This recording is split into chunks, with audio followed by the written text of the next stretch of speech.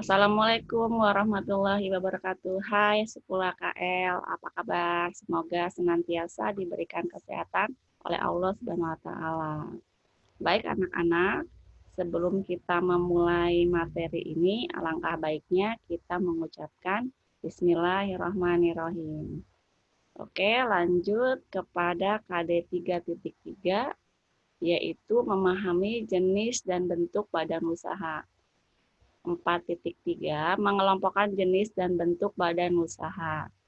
Tujuan pembelajaran ini adalah agar peserta didik mampu menjelaskan tentang BUMN dan BUMD serta peranannya dalam perekonomian. Peserta didik mampu menjelaskan badan usaha milik swasta dan peranannya dalam perekonomian. Selanjutnya, apa itu BUMN? Ada yang tahu tidak? Atau pernah melihat di sekitar jalan atau di televisi? Sebenarnya BUMN ini sering kalian temui di jalan, yaitu seperti di Pertamina ya, atau pom bensin. Itu merupakan salah satu contoh BUMN. Pengertiannya adalah badan usaha yang modalnya dimiliki oleh negara atau pemerintah pusat dan bertujuan melayani masyarakat atau mencari keuntungan. Dan status pegawainya tentunya adalah karyawan BUMN ya, bukan pegawai negeri. Lalu peran BUMN adalah menyerap tenaga kerja, menghasilkan sejumlah keuntungan seperti dana pembangunan jalan, menghasilkan barang dan jasa sehingga pendapatan nasional meningkat dan mampu menyetor pajak ke kas negara. Banyak sekali dan pentingnya peran BUMN dalam masyarakat dan negara. Lalu ini dia ada 4 fungsi BUMN. Yang pertama, penyedia barang dan jasa. Kedua, penyedia layanan memenuhi kebutuhan masyarakat. Ketiga, pengelola cabang produksi sumber daya kekayaan alam. Dan yang keempat, tentunya sebagai alat pemerintah dalam menata kebijakan perekonomian. Ini dia anak-anak bentuk dari BUMN.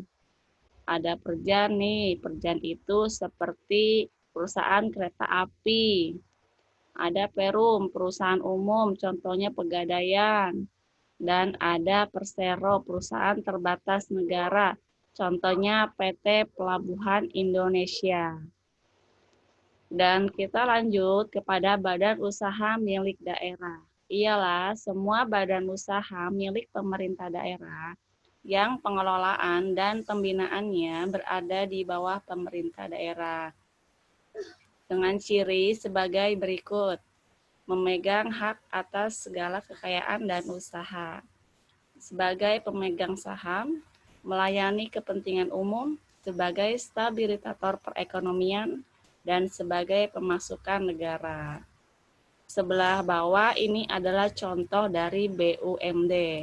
Ada Bank DKI, Bank Sumut, Bank Riau, Bank Papua, dan yang lainnya. Kita lanjut ya. Ada kelebihan dan kekurangan dari BUMD. Sebelah kiri Ibu adalah kelebihannya, di mana inti dari kelebihannya ini adalah masyarakat dapat membeli produk dari BUMD dengan harga yang murah karena modalnya itu berasal dari negara. Sebelah kiri ini adalah kekurangan BUMD. Intinya adalah kalau membuat BUMD itu agak sulit karena peraturannya sudah ditetapkan dan orang-orang atau sumber daya manusianya dalam mengelola BUMN sangat minim sehingga kurang berkualitas. Ini dia fungsi BUMD dan peran BUMD, bisa kalian lihat. Fungsi ini ada di dalam suatu perusahaan BUMD. Misalkan sebagai pelaksana kebijakan pemerintah dalam bidang ekonomi dan pembangunan, sebagai penghasil kas pendapatan daerah dan penyusun kebijakan teknis administratif dalam bidang investasi dan pemberdayaan BUMD.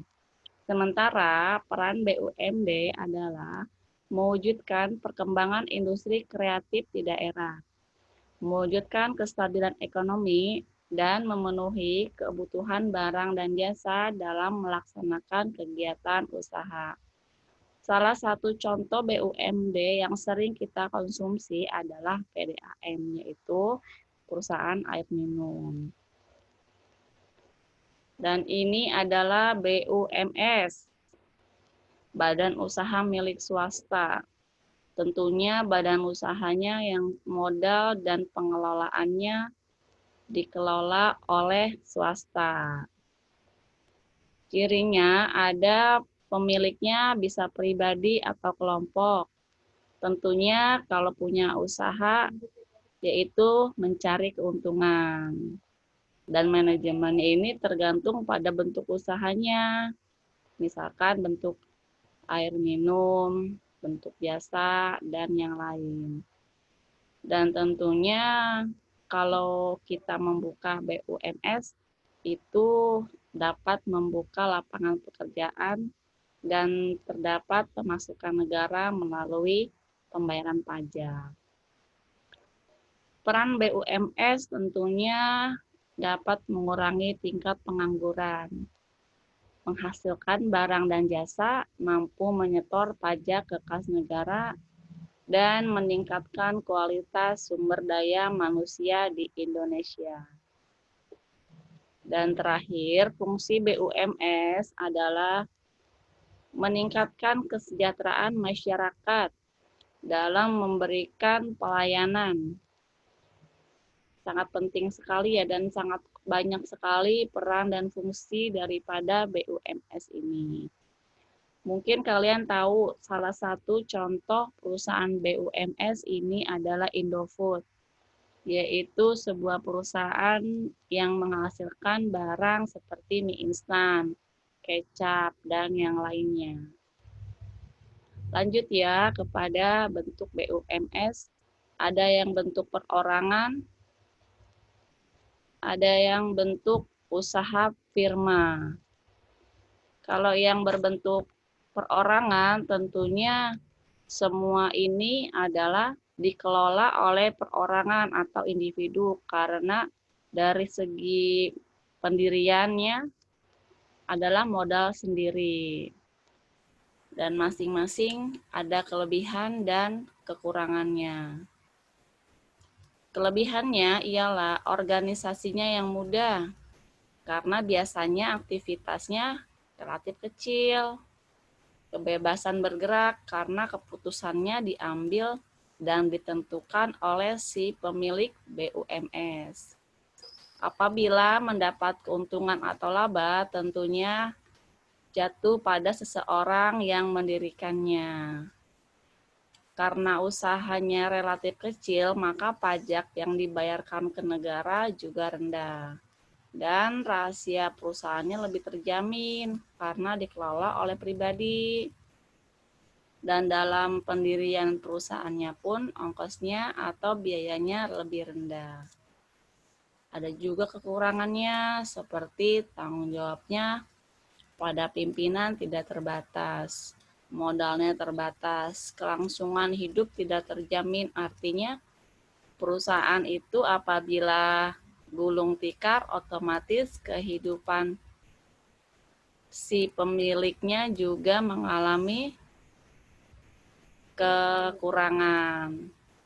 Dan yang paling penting adalah dalam pendirian BUMS ini adalah skill pimpinan harus lebih baik agar perusahaannya mudah untuk berkembang.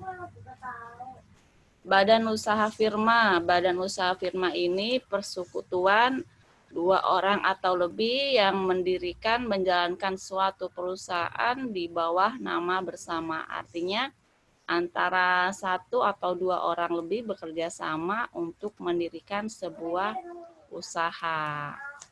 Kelebihannya ini tentunya dapat memperluas usaha dan keputusannya diambil bersama dan pendirian usahanya mudah. Lalu kekurangannya adalah tanggung jawab pemilik tidak terbatas. Usaha dipengaruhi oleh satu orang dan kerugian ditanggung bersama. Ini adalah salah satu contoh dari badan usaha firma, yaitu perusahaan bangunan atau perumahan ya nak. Selanjutnya ada badan usaha persekutuan komanditir atau CV. Tentunya perusahaan ini didirikan oleh 2 orang atau lebih, di mana ada 2 sekutu, artinya ada 2 pihak, yaitu pihak yang aktif yang memimpin perusahaan dan yang pasif yang menanamkan modal namun tidak ikut dalam operasional perusahaan. Contoh daripada badan usaha persekutuan komanditer atau CV adalah CV Makmur Jaya yang mengelola perumahan. Ada lagi badan usaha perseroan terbatas atau PT, ini banyak sekali dan tersebar di seluruh Indonesia. Mungkin kalian lebih tahu dan lebih hafal apa itu PT, yang merupakan perusahaan besar, karyawannya banyak. Terus terdapat manajemen dari mulai direktur sampai dengan karyawannya. Perusahaan PT ini juga memiliki kelebihan dan kelemahan. Kelebihannya itu pemegang saham mempunyai tanggung jawab terbatas. Kelangsungan perusahaan terjamin, mudah menjual saham, dan apabila manajemennya kurang baik dapat diganti. Sementara kelemahannya, si perusahaan dan karyawan dan barang atau jasanya dikenakan pajak.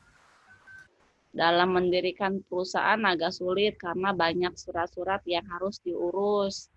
Dan tentunya pada saat pendirian perusahaan memerlukan modal yang sangat besar. Dan selanjutnya bentuk badan usaha koperasi.